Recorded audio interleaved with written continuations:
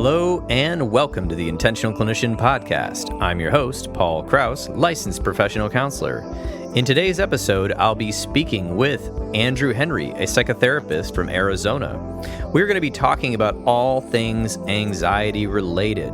And we'll be talking about Andrew's new book, which is called Anxiety, When Enough is Enough, available on Apple Books, which is also available in English and Spanish, which is super cool. And it gives you a bunch of ideas and skills. The book is dedicated to those who suffer from anxiety and panic and want relief. As a counselor for over 15 years, Andrew has accumulated several skills that he has published in this book. Andrew hopes that you enjoy learning these skills, and after you're done reading his book, Anxiety, When Enough is Enough, that you will want to share this resource with those you love and care about. Andrew is a frequent guest on this podcast and a very great and interesting therapist who also practices in the following methods with EMDR therapy, hypnosis, Jungian methods, and cognitive behavioral therapy. He treats a number of mental health disorders and provides a neutral ground to adults, children, teens, families, and couples.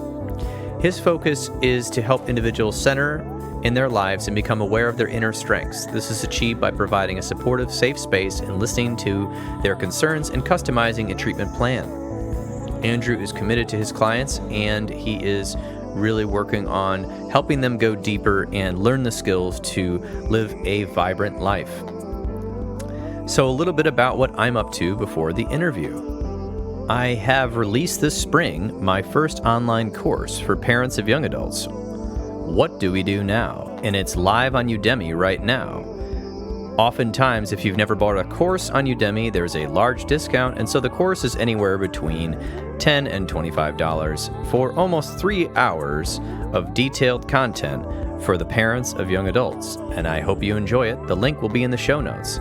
I'm also affiliated with EMDR Training Solutions. These are amazing EMDR trainers that I've known from all over the United States, including Arizona, Minnesota, Florida, California, and more. So if you want to have the best EMDR training experience as a clinician, check out EMDR Training Solutions. They even gave me a coupon, the word intentional. Put that code in at checkout and you'll get $100 off your registration fee. All right, let's get to the interview. Welcoming back to the Intentional Clinician Podcast. It is my pleasure to present Andrew Henry, Masters of Counseling and an LPC in Mesa, Arizona, joining me today. Welcome. Thank you for having me, Paul. I greatly appreciate meeting with your audience about this important topic, anxiety. Absolutely. And I know that you have joined me twice before.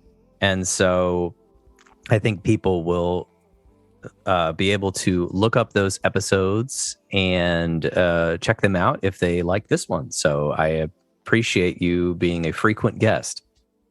Absolutely. I'm honored and greatly love helping people to deal with these things. So thank you again, Paul.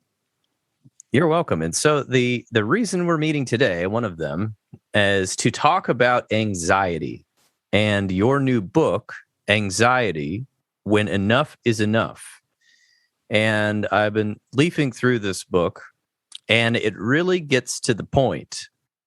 We've got definitions, we've got some etiology, and then we've got all sorts of interesting approaches that are ways to deal with anxiety. Even an interesting chapter, Can Anxiety Be Useful? And a lot of things to do with therapy, but then a lot of things that have absolutely not much to do with psychotherapy, and how anxiety can be worked with and sat with and laughed at and that's right. Meditated with and exercise, all sorts of things. So maybe we could just catch the listeners up a little bit on how do you kind of understand anxiety as a practitioner? Absolutely, yeah. So dealing with that topic for many years in my practice, Paul, I've looked at this whole idea of anxiety, and to answer your question, I think that our society's dealt with anxiety for millennia, all the way back from when we were in caves and, wondering, where we're going to get our next meal or how to deal with obstructions within our societies. And then fast forward to now, a lot of the anxiety that we're feeling with bigger dilemmas such as pandemic, the remembrance of 9/11 and such. I mean, there's a lot of things that we deal with, and I think we're kind of predisposed to feel that anxiety and to experience it. And a lot of the clients that I work with, they come to me and they wonder, well, why? Why do I feel this anxiety the way I do? Why do I have panic? And how can I get effective skills in order to help deal with this? And that's precisely why I put this book together, because I wanted like a top 12 list of go-to skills for people to utilize and take a look at what, if the top 3 don't work, well, then move along to, go with what actually helps you and what works with you, kind of list. And I didn't want it to be just cookie cutter where, it's only going to be recognized by psychotherapists or psychologists and such. It could appeal to almost any, any niche in any part of our society, potentially. Yes, absolutely. That's kind of what I'm seeing here, because it starts with a little bit of things that might have to do with psychotherapy and educating people about it. And then it goes to all sorts of other possible practices, wisdom practices, modern and ancient types of remedies or ways to deal with and live with our anxiety. So let's talk about that for just a minute. Just based on what I've read in my career, anxiety is necessary to keep us alive at a base level. Humans seem to have developed what they call a negative bias, which means that we, tend to be looking for threats, and we might, and that was to keep us alive when we were sort of naked in the caves and fighting animals and trying to find food and figuring out which berries were poisonous. And we had to look at everything, scrutinize it. And then it seems that humankind have over the years evolved in many ways in terms of our innovation in our technology. And so we've strived to make what we would call a safe landscape.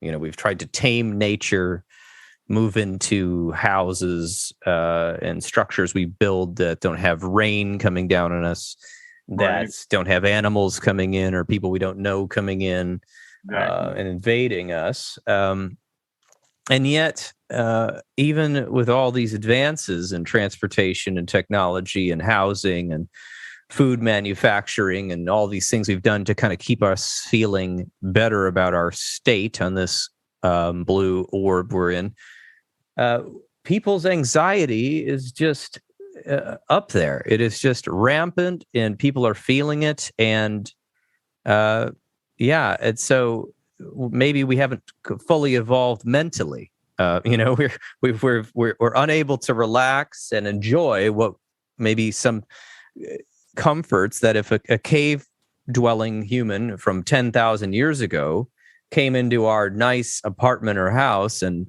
sat down to have a meal of rice and some exotic vegetables from all over the world and some meats, that they would think they were in a heaven of types. And yet for us, this is an everyday thing. And now we're worried about other problems. Precisely. Yeah. Well put. It's like we're kind of predisposed and geared towards, using that anxiety to help us, like you're saying, avoid the traps of what happens, within our environment, food and beyond. And, what that boils down to in my practice when I'm working with people in the here and now is I tell them, the anxiety is real, and you don't need me to tell you that. You can feel it. You feel it in your body. You feel it. You think about it in your worried thoughts. So, what is it that you are anxious about? So many people are running through their lives at a fast pace because we're at a very fast pace in our society. And they don't take the time to actually ask themselves, well, wait a minute, what is it that I am anxious about? What am I worried about? And to sit with that for a moment. That's what I recommend as the first step. Because if those things are just being pushed under the rug or they're being ignored, that can build up and cause more problems in the future. So it's so important for people to just ask themselves, what is it that they're anxious about? Now, occasionally, I do run into some people who say, I've asked myself that and I can't determine what it is that I'm anxious about. I just feel the anxiety. It hits me and I get panicky. I get a panic attack, but nothing's on my mind. Nothing actually is crossing my mind. And I've talked about that within the book too. It could be a physiological or stored somatic experience, which that's a medical term, stored somatic experience, but that relates to psychology, in that it's something that's unresolved and it's stored within the mind and body and then gets triggered by an experience within the here and now. So it's almost like the eyes are like this window of what happened in the past, and it gets triggered by that, and then that person feels it. So their mind might not be quick enough to identify what that was. They could have been passing it within a car, or they could have seen something online, and then all of a sudden they get hit with this anxiety. Well, that's okay, because there are ways to deal with that too, and there's ways to help people, deal with the unknown anxiety, such as with hypnosis or EMDR or and Carl Jung's shadow work. So that's.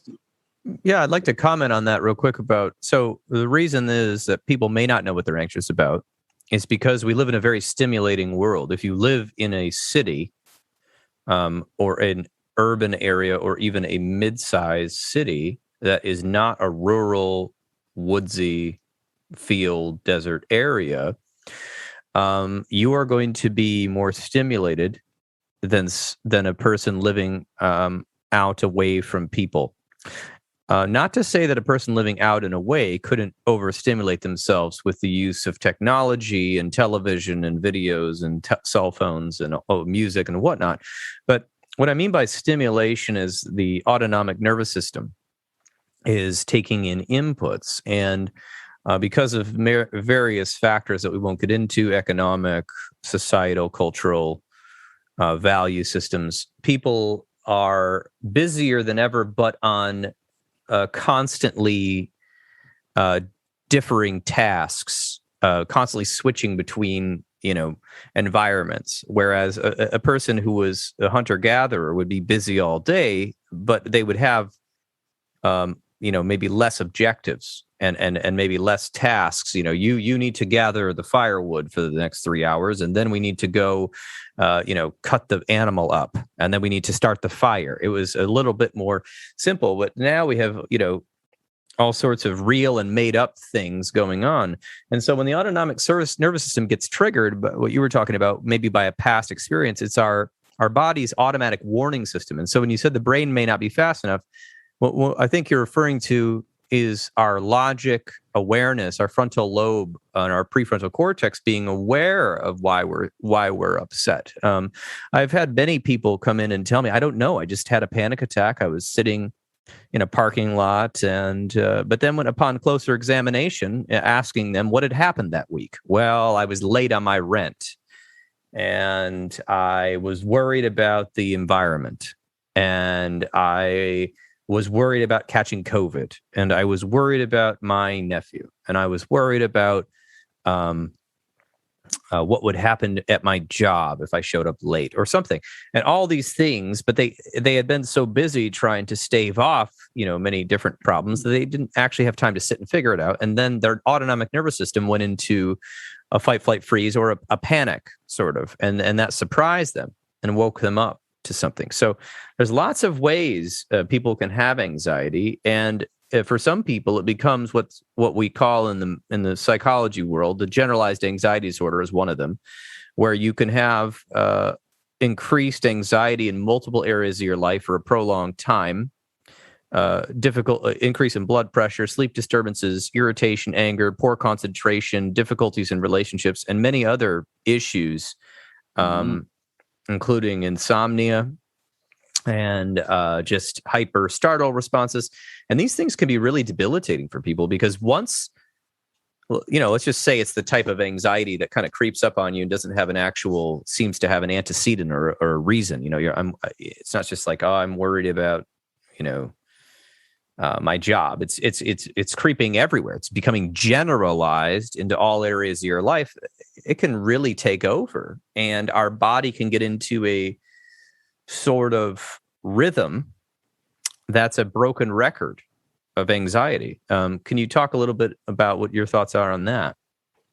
Yeah, I mean, well said. The rhythm of like a broken record of anxiety. So well said, Paul, because a lot of people feel that way. They feel broken when they're unable to get past these sensations of anxiety.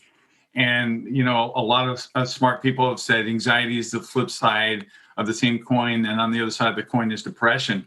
And a lot of people kind of slip back and forth between them because those worried thoughts, can lead to people thinking about the past, which is like a depressed state. A lot of people, though, when they're worried, they're anxious about the future, which is then that anxiety side of the coin. So, it's, a very powerful thing to do is just to breathe and to take a deep breath. And we can do that here, just take a deep breath and then exhale. Take 2 or 3 of these deep breaths. And in doing so, what we're doing is we're calming down that nervous system that we're talking about here, this autonomic nervous system. We're resetting it a bit and allowing ourselves to then see a little bit more clearly as to what we're faced with. These current approaches that I've talked about within the book are, there's many of them, but some of them at the beginning of the book are the shadow work. And Carl Jung's work of the shadow just simply says, feel that anxiety within your body, close your eyes, and sit with that sensation, sit with that feeling state. Don't push it away. Don't try and answer that with your logical mind. And when a person tends to sit with that feeling, and it can be very uncomfortable, it can actually peak and feel very almost stagnant for a bit. Just sit with it, and maybe set a timer on your phone and be with that. Typically, a person begins to feel and notice something about themselves that they didn't know before. And that's an extremely helpful thing to do because quite often these answers are there and they're within the unconscious mind. So when a person sits with that shadow work, that feeling state within their body, that's when their unconscious mind begins to open up. And both halves of their mind, their rational mind and their unconscious mind, begin to deal with the situation. So interesting you say that.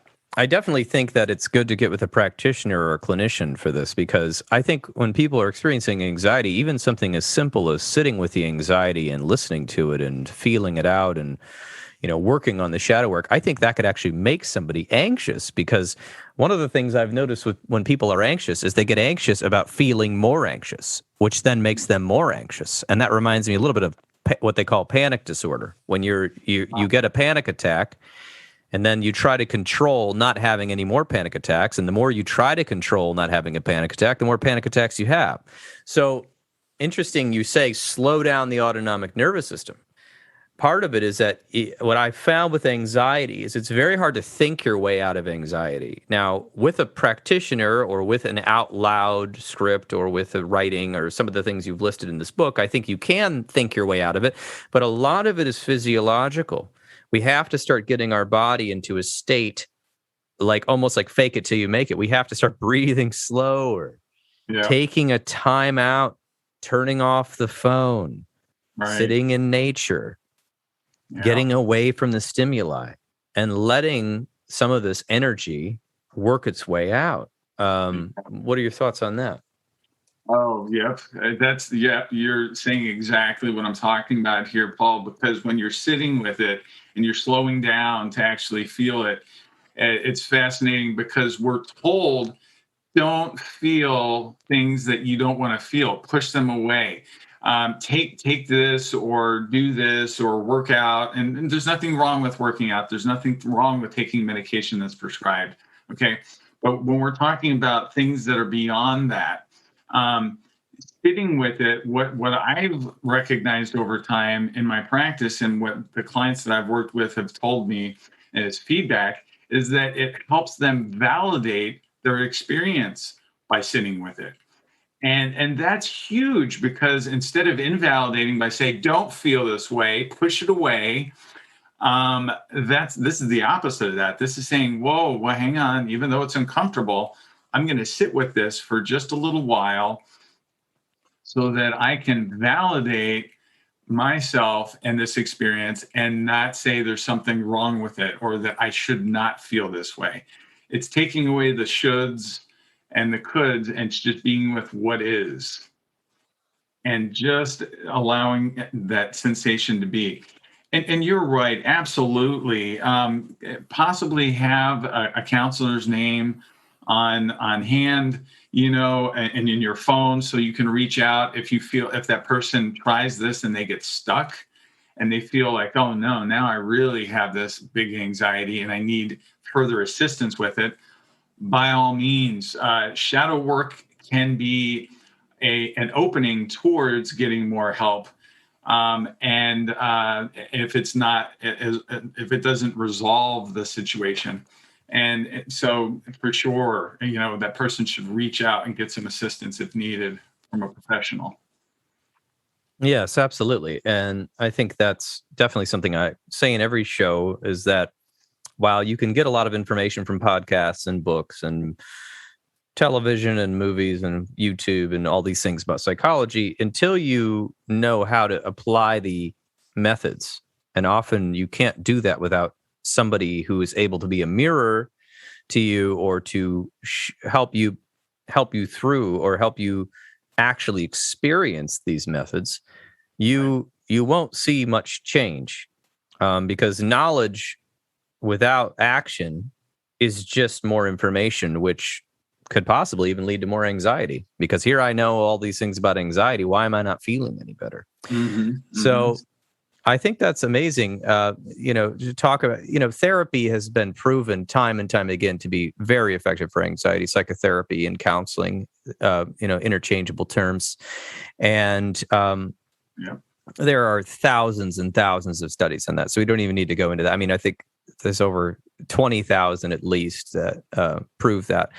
But let's talk about some of these different things. I would say one of the ones that interested me from your book was this energy psychology, which seems to be related to hypnosis. But can you explain to me what this energy psychology is? Oh, for sure. So energy psychology has been around for a while. It's a well-respected form of psychology. It deals with, from my understanding of it, it deals predominantly with the unconscious mind, and things that I mentioned in the book here are chakra balancing and such. But if a person's not experienced within the world of chakra charts or chakra experience, they can still get help within this topic or this area of the book. So one of the things that I do with people with the energy psychology is I'll ask a person to close their eyes and connect with the anxiety, kind of like the shadow work, but there's an added component to this. The component is to identify what color do they associate with that energy. And then that person could literally, then if they have availability to a chakra chart, they might identify what color that chakra is, and then read additional information, corresponding information as to where that might pertain to them. So, for example, people who tell me they feel anxious and they close their eyes and they see red, that happens to correspond with the root chakra. Now, root chakra can deal with things such as grounding within that person's life, feeling on a stable platform, and many other parts to that person's being. So if there's something unresolved within that definition of the root chakra, then that person also has additional topics to address and to work on. Someone might say, well, I see gold, the golden color, or yellow. Well, that happens to fall into the sacrum chakra. And that's a little bit higher up on the chakra scale. But now if a person says, well, I don't have access to a chakra chart, I'm not interested in the chakra chart, I respect that too, I'll just say, well, whatever color comes to mind. And then I want you to think about when you're experiencing calm within your life, what color do you associate with the calm?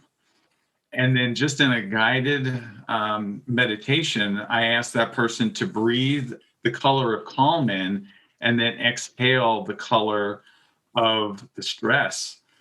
And by doing that for just a period of 1 minute, a person typically feels balanced. They feel more at ease. Now, that type of work doesn't always deal with getting at the root issue. So that's why it's important to seek additional help and seek a licensed practitioner, a licensed therapist in order to help a person if that continues to come up. Because I wouldn't want that to be just a Band-Aid and not a person get to the root issue of what's happening. Right, that makes sense. So an intervention such as that could really help somebody feel better in the moment, especially with a person who knows about it. But perhaps there might be a root issue going on that they've got to take care of. Something else that struck me about your book. I had not really heard of somebody use this before, but shame is combined with anxiety. When shame is combined with anxiety, I hadn't heard that before. That is new to me, honestly. Okay. So apparently, you said here, the emotion of shame can be a voiceless form of anxiety. Yes. And so I hadn't thought of that, but internalizing a shame, or somebody who's been shamed, blames themselves for something that happened, or a catastrophe, or something, and this can produce anxiety. And can you explain a little bit about that? Sure. Yeah, I added this part to the book because I had seen this so many times within my practice, where a person is dealing with some phenomenon that's happened within their life, some event that was out of their control, or maybe they contributed to part of the experience that became out of control. And then shame is added to it. And shame is like this internal view of what has happened. As a matter of fact, just recently, on and some information that I saw on a newscast just last week, they were talking about this concept of shame, and they said shame is not something we're born with. There are these primary emotions that human beings are born with, and shame isn't one of them. So shame is either taught by a parent, but it's typically not. It's typically taught by someone external to the family, such as a teacher or a friend or some other person that's in that person's life. And then it gets carried forward.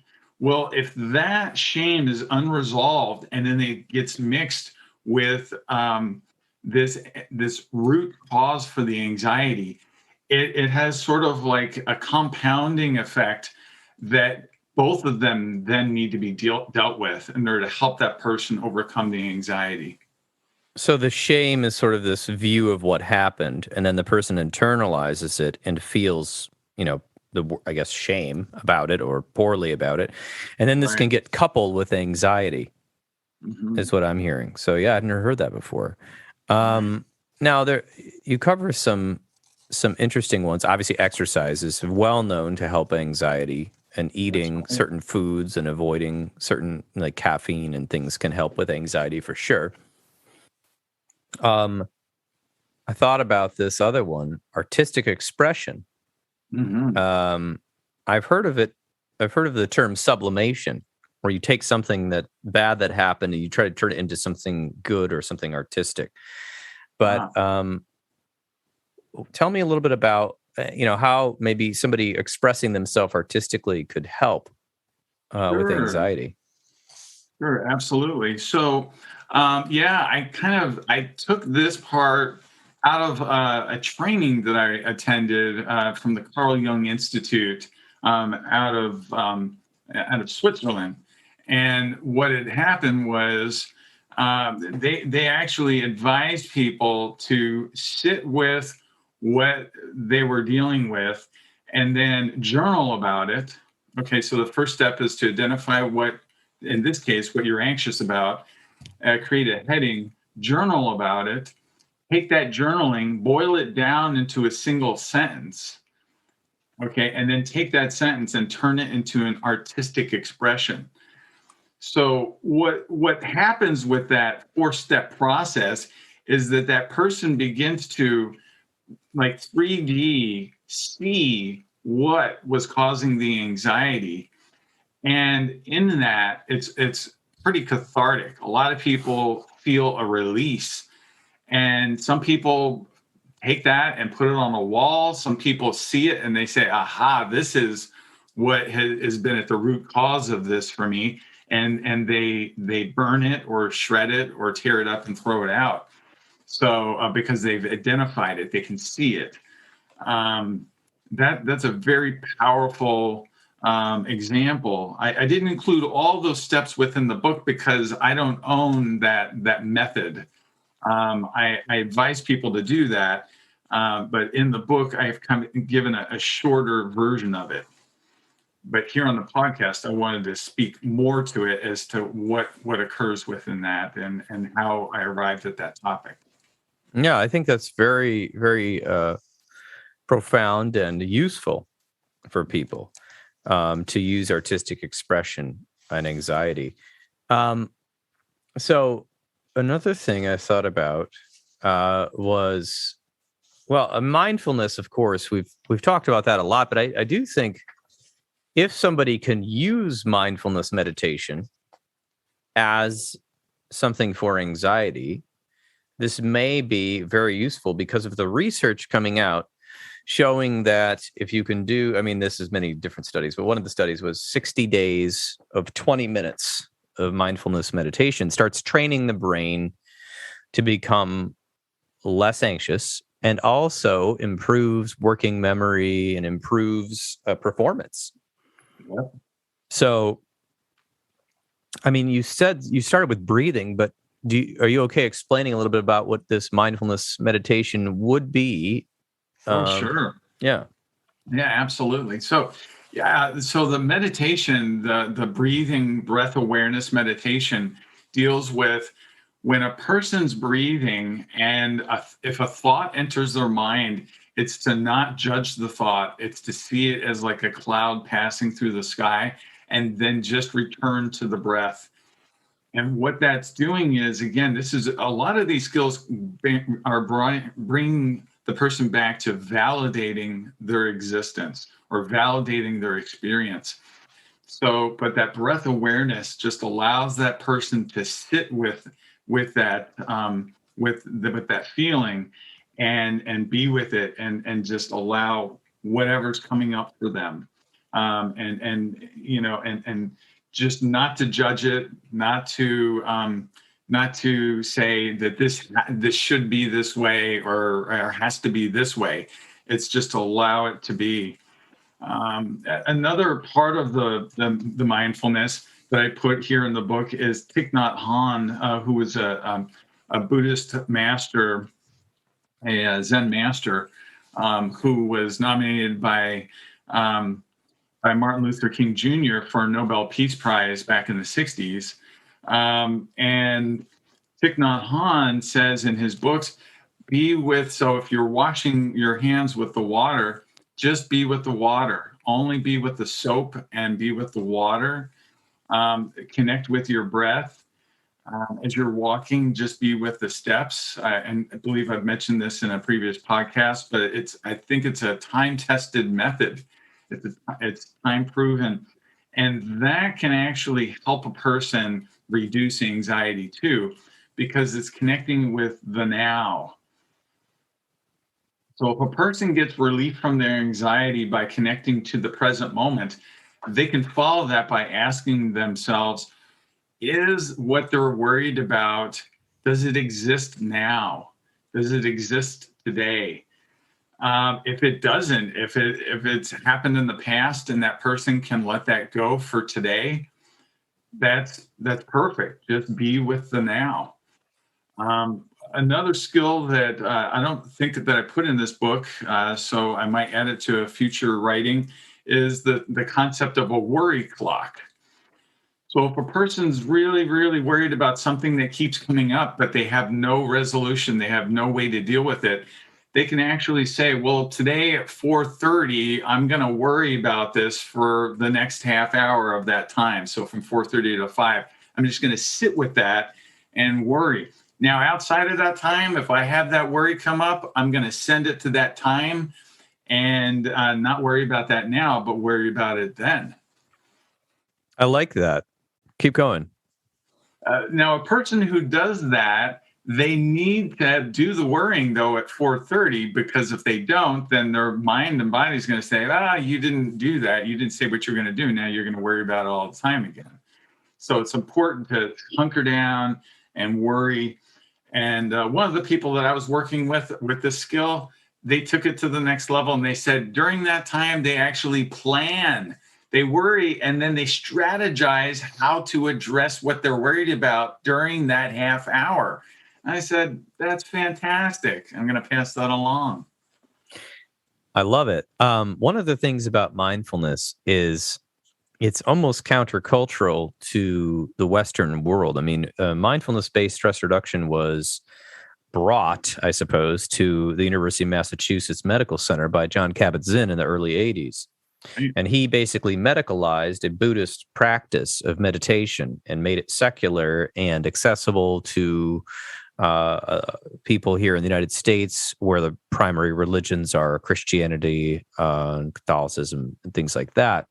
Right. And so not very Eastern-minded. And he was able to bring that in and show with amazing results that people even facing end of life were able to reduce their stress by doing these meditations, simple things of just breathing and sitting with it, noticing. But a lot of things taught from the Buddhist traditions. And interestingly enough, there's an old adage from psychology. It says, if you think about the future, you've got anxiety. You think about the past, and you've got depression. And you think about the present, and it's a gift. Right, or something like that. But essentially, when you actually focus your mind on the water while washing your hands, or if you're in the shower and people have good ideas in the shower. Why? We're isolated. We're away from our electronic devices. We're not having conversations with people. We're listening to the water. We're feeling the water. We're attending to the body. A thing that a lot of is also countercultural. People ignore their body's cries, what I call symptoms, but they're cries for help or cries for rest. And they say, no, I've got to push forward. I've got to get this done. Let's go get 5-hour energy from the gas station and put that gas in my tank, right? We're ignoring our body's natural upset. So with that, if you ever want to just do an exercise, without a practitioner, starting out with a mindfulness meditation exercise. There was one called the Raisin, and there's this whole thing where you hold the raisin, you think about the raisin, you stare at the raisin, you think about the raisin as a grape.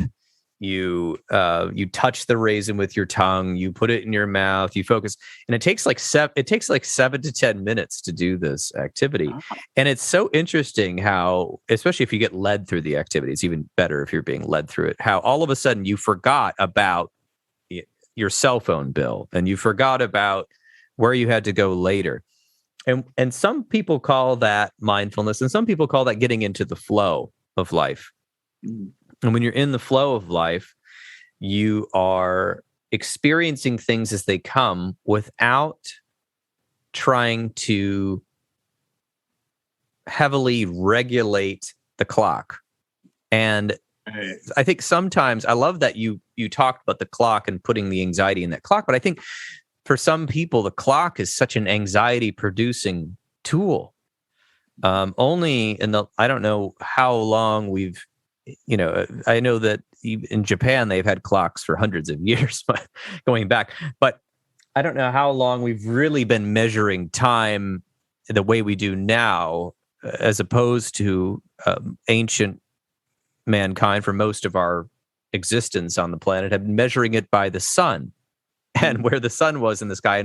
And unless you were in certain northern regions, where the stars were, and sort of planning their day around the way the world was, not what the clock said, and I think that there's something to that more, it feels less jarring to think, well, when the sun gets by the trees, come in from the field and we'll eat some bread, versus I told you, Timmy, at 6:15, you are to leave your friend's house. You are to walk here. And if you're not here by 6:25, I'm calling your uncle, or whatever. Right. Your father's going to be angry, and we're taking away all of your electronic devices, and we're going to make you eat gruel. I don't know.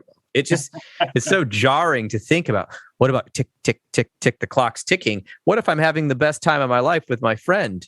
I can't wait for the sun to go down. I've got to be on this sort of this schedule. It reminds me of James Hillman, psychotherapist, former Jungian. He was kind of invented his own thing. If you haven't read him, I recommend it to the audience. But I saw him speak before he died in, must have been 2010 or something.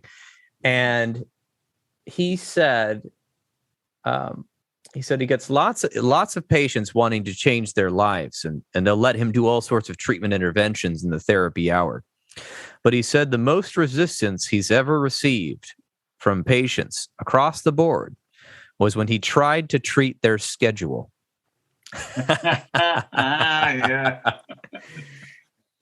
Yeah. So, no, for sure. Yeah, go ahead. Yeah. No, I was just going to say, with these, scheduling. Wow. I mean, you're right.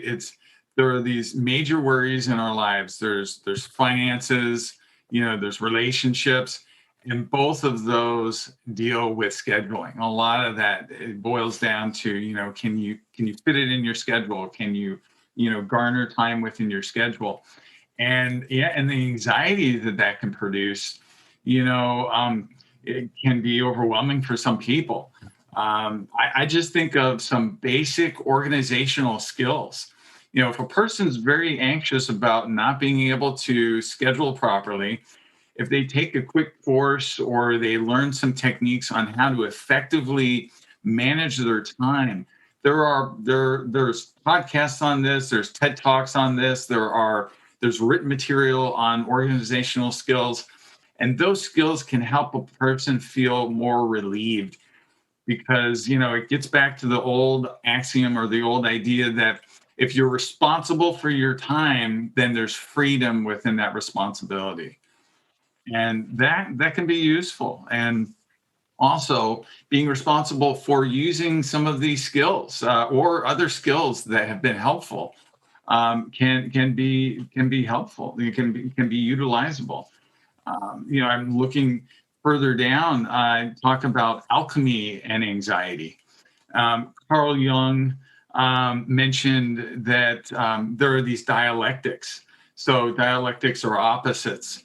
If a person's feeling really down, if they're feeling anxious and they're worried about this, what's the natural opposite of that? And if a person sits with those two things, knowing that there are opposites within nature, there's the sun and the moon, and there's water and fire, and there's water and land, and there's various opposites within nature.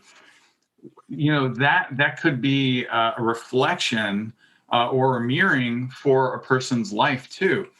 So get with these opposites, and then breathe in the experience that you want. Try and change that feeling state within yourself, and see if that offers some balance within the life. I like it. Yeah, I love Alchemy. There's a lot of really interesting lectures on alchemy, and the symbols of alchemy and what that means. And really, it's not what I don't think it's what most people think about trying to turn lead into gold. It's really about the human condition and the states of our moods. And actually, there's a really interesting audio book you can check out. I believe it's called The Alchemy of Psychology by James Hillman. Oh. I'm just pegging James Hillman all over today. But nice. He talks about every different color that the alchemists discovered in their work and how that applies to the mood, and also Greek mythology and different things like that. So there's a lot of richness in what you're talking about. Now, we couldn't go through a whole podcast without mentioning EMDR therapy. And in your book, you do mention it briefly, eye movement desensitization reprocessing therapy, which is really an excellent therapy for people with anxiety, I think, even though it's really, of course, been empirically proven for post-traumatic stress disorder. One of the major symptoms of post-traumatic stress disorder is anxiety and hypervigilance in the system. And so I know you talked about stage fright in here, and how a lot of people have used EMDR therapy for stage fright, and just that single incident. And we've had a lot of people with fear of driving after a car accident, who have been coming to our counseling clinic here, the Trauma Informed Counseling Center of Grand Rapids in Help for Life. And we've had a lot of people who have had, this is interesting, a breakup, with dating, and then they're afraid to go date, right? They're afraid to date anyone else after this breakup. And so it's anything that somebody becomes fearful of and anxious of could possibly be traced to an origin. The car accident's obvious, the stage fright is obvious, the breakup is obvious. Other things aren't as obvious. But the best part about EMDR therapy and some of the mindfulness therapies we've talked about is that you can really dig in there and try to figure out where is this coming from? And there's some techniques that we can't really get into too far here without getting too technical, but there are techniques that get beneath the snap judgments of trying to figure it out in a session. It might even take 25 minutes to get there. But if you do one of these techniques, such as float back or something like this, a practitioner might know what I'm talking about. Sure. You will find some origins of where this anxiety began. And if you find out where that is and you target that with EMDR, one of these therapies, I mean, you're going to be feeling like a brand new person. And a lot of people think that that's crazy, but I'm telling you, it's empirically proven to work, and it works for most people. This therapy is highly effective. I mean, agree. If you can believe that a medication can change you, why not? A processy with the practitioner. So exactly. Yeah. Well, if I could just speak to that, EMDR, I'm a huge fan of EMDR. I've been trained in it. I've attended a lot of their trainings, of the EMDRIA, which is a EMDR International Association group. As far as what it talks about is what's called AIP for short, adaptive information processing. So when a person's receiving EMDR, both hemispheres of their mind are actually dealing with in this case, within the anxiety or what's causing either the car crash, the breakup, whatever's happened. And it's creating this ability for their mind to see it and feel it from a different perspective, and actually create positive cognitions or positive thoughts out of the experience within that. So yeah, EMDR is phenomenal. It's been around for about 30 years, and it's extremely helpful. A lot of the people in the hypnosis circles, they look at EMDR and they say it's great when a person's eyes are moving back and forth. They see it as that they're entering into a trance.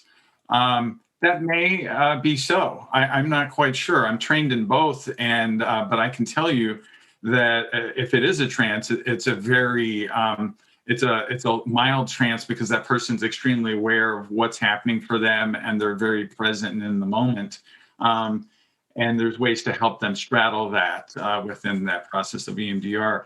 So, but yeah, I mean, literally, if a person is dealing with the anxiety, I also mentioned the topic of laughter, and I'll never forget, attending a laughter workshop at the Reba, which was at the time Magellan Healthcare in the Valley of the Sun here in the Phoenix area. And there was a gentleman, his first name was Markham, and he gets up there and he just starts chuckling, just like a low chuckle. And I'm thinking, well, I understand that the topic is laughter, but how is this, going to help? What's this going to be? But it's funny because it's contagious. It just, starts with a low chuckle and then just like a giggle. And then beyond, just within a short period of time, the whole room was exploding with laughter. And it was therapeutic. It was very helpful. I mean, the guy never said, now focus on what you're anxious about or what you're doing. But oh my word, we felt lighter afterwards. We felt relieved, and went off to have a great time, that day. So laughter helps kind of reset the mind and the physiological experience, the mind and body experience. And Milton H. Erickson, who created the Ericksonian, he talked about the concept of pain, which anxiety can actually be pain can cause a lot of anxiety. So I just want to speak to this for a moment, because I think it deals with anxiety as well. He wrote within his book, through some studies, that if a person is experiencing laughter, just uncontrolled laughter, spontaneous laughter, you cannot have pain and therefore I say anxiety at that same time while you're experiencing spontaneous, uncontrolled laughter. It just can't happen at the same time.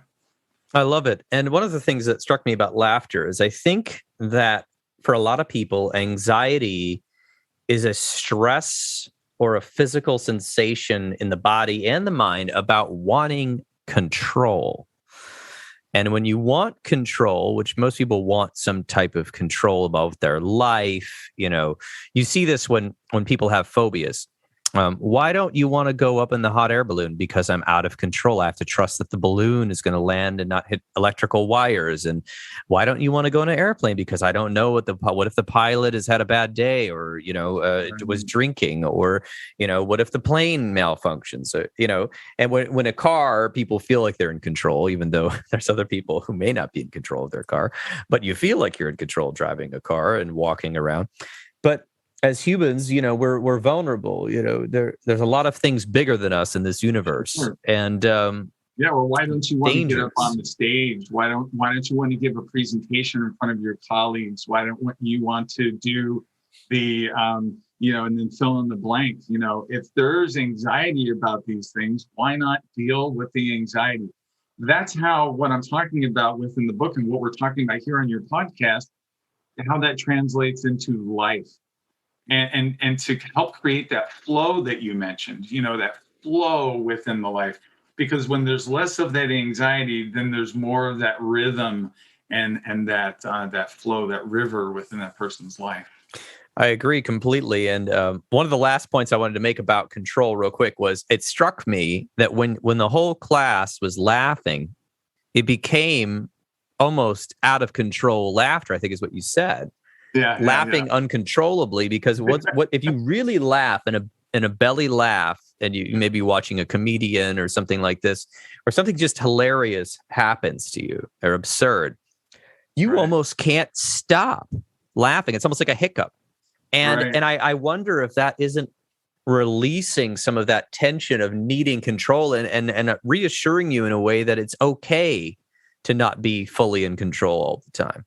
And so I wonder if that has something to do with that. I just was curious about that.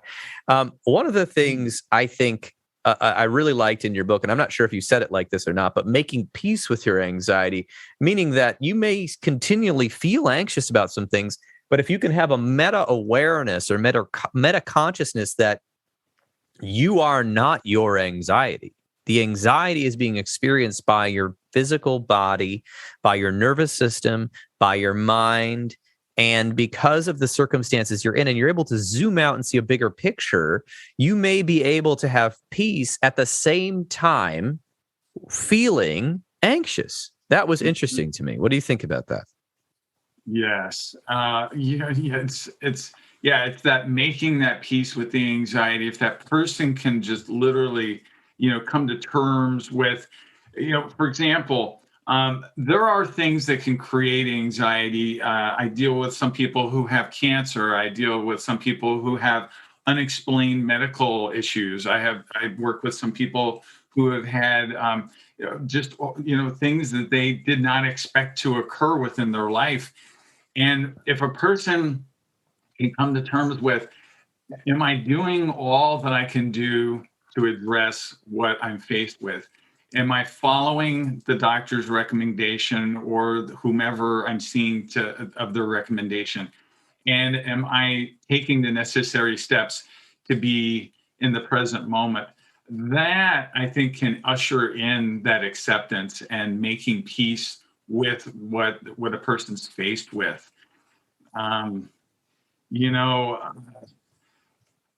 I tell you, it's so important to be able to do that if something especially is ongoing and it's seemingly out of control.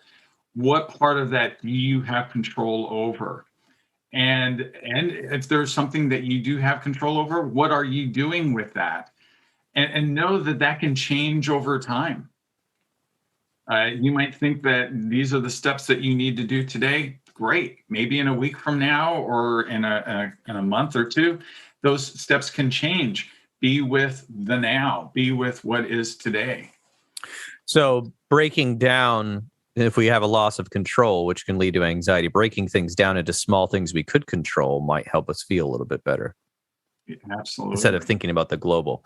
So Andrew, this is just great information. I believe this is your third book that you've put out there. It's on Apple Books. That's correct. And I wanted to get a little bit of information about how can people work with you, because I understand there's multiple ways to work with you, both with your license and your coaching business. Can you tell me about both? Sure. So my license practice is just for people in the state of Arizona because of the constraints of the license, which is just here in Arizona. And then as far as the coaching, where I coach people on various elements of the things that are found not only in this book and beyond, they can contact me through my website, which is counselingbyandrew.com. And there they can fill out a form to contact me to schedule a meet and greet or an appointment for the coaching. And a lot of people don't want to be so formal and say, I need a therapy appointment. I just need someone to coach me or to listen to me about what I'm faced with. And I can do that there. I can offer that. And that's outside of the scope of Arizona. I can do that with people from all the states in the United States and other parts of the world too. So I love it. So you have a lot of coaching you do as well. And I know that you did some mindfulness coaching. And I'm not sure if you were doing some hypnosis as well, or is that more in your licensed practice? That's more in my licensed practice, the hypnosis. And I've done trainings on hypnosis and some shadow work. And that could be attended by anyone. And because that's not underneath the purview of my license. So, as a matter of fact, I have a training that's coming up on the information in the book that I just covered, and where I'm going into in-depth information about these steps and how to apply them in a training workshop format. And that's going to be October 1st and 2nd, Friday and Saturday. Of 2021, October 1st and 2nd of 2021, right, which is perfect. I believe this will be out before then. How can people attend this workshop? They can attend it by contacting me through my website, and I can get them signed up for the workshop. And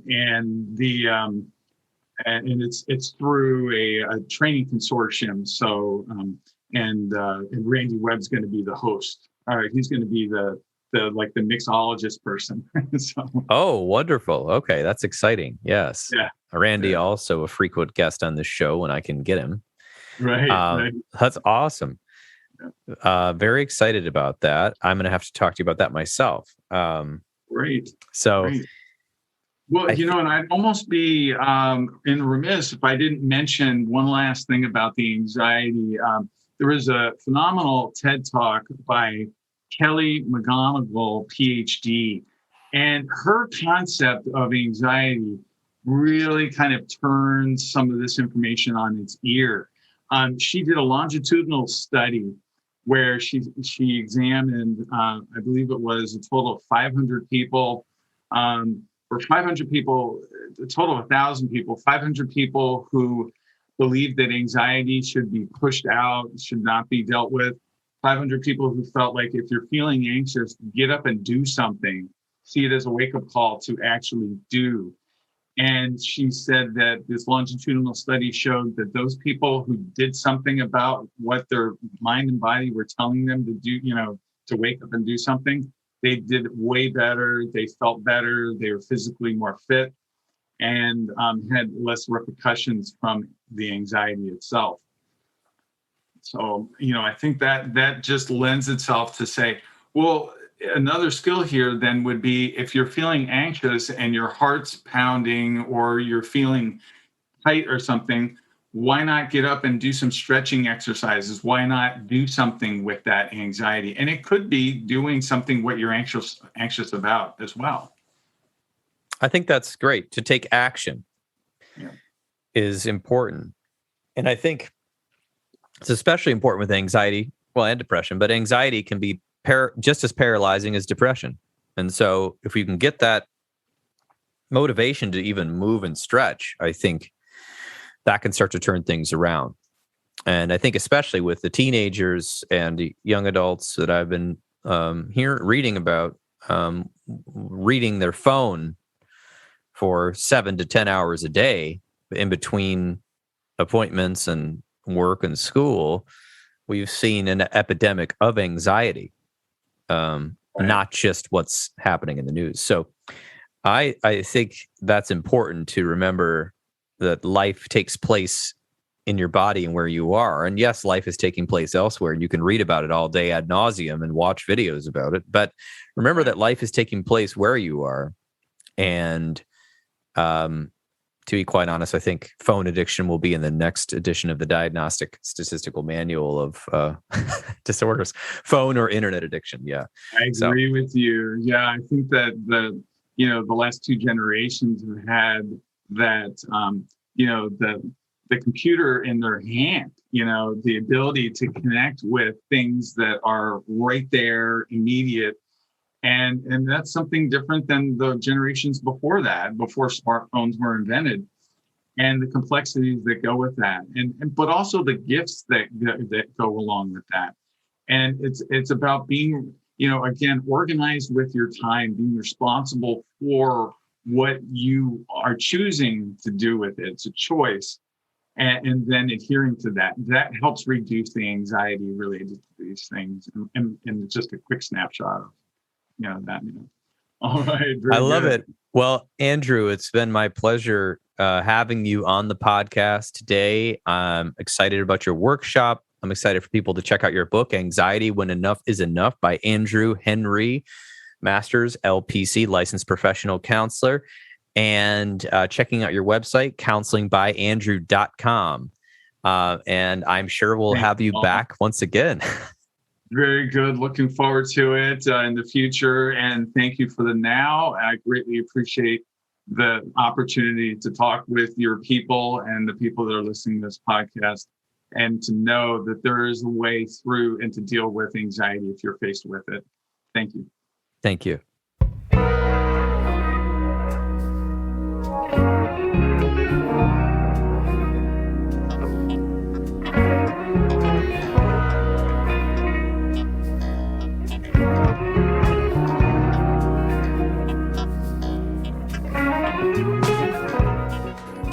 And there you have it.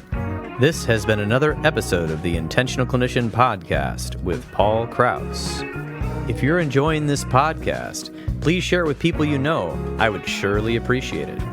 If you were looking for an EMDR IA consultant, I am almost a complete EMDR consultant, but currently a consultant in training, and I can provide 15 of the 20 hours needed to become EMDR certified, soon to be 20 of 20 hours. I have consultation groups ongoing online right now. You can learn more at counselingsupervisorgr.com or healthforlifegr.com and just send me an email. If you are in need of counseling, do not hesitate to make an appointment with a local counselor in your area. You can also make an appointment with the excellent clinicians in the Grand Rapids and Ada, Michigan area at Health for Life Counseling and the Trauma Informed Counseling Center of Grand Rapids by visiting www.healthforlifegr.com. That's www.healthforlifegr.com, or give the office a call at 616-200-4433. If you are in the state of Michigan, you can even do telehealth if you can't come into the office. The recording you just listened to consists of the personal opinions of Paul Krauss and his guest, and while these are based upon literature they have read and their experience in the field, this podcast should not be viewed as a definitive opinion on any subject. Listening to this podcast is not a substitute for treatment. If you are in a crisis, please dial 911 or the National Suicide Prevention Hotline at 1-800-273-8255. Are you a young person of color? Feeling down, stressed out, or overwhelmed? Text the word STEVE, that's STEVE, to 741-741. That number again is 741-741, and a live trained crisis counselor will respond. Did you know you could support your local bookstore by shopping at www.bookshop.org? You can order books from the comfort of your own home and know that you are supporting local bookstores around the world and in your neighborhood with each purchase. If you are a therapist and you are not a member of your local state association for counseling or therapy, please understand it is vital to join. So many things are happening in back rooms of politicians' offices and other large entities that are going to make it difficult for people to receive proper mental health care, and difficult for it to be in schools, as well as difficult for you to be reimbursed for your services by insurance companies. Please get involved. In Michigan, we have the Michigan Mental Health Counselors Association. In Arizona, we have the Arizona Counselors Association. I'm a member of both. And of course, the national organizations of American Counseling Association and the American Mental Health Counselors Association. Please consider donating every year for your dues, because that can really help at the least. You can learn more about why that's important by listening to episode 32 and 33 of this podcast. Remember, if you're trying to get EMDR trained, you can check out EMDR Training Solutions and register now with the code INTENTIONAL. Get $100 off your first EMDR training. All right, thanks for listening, and until next time, I'm wishing you all a safe and peaceful week.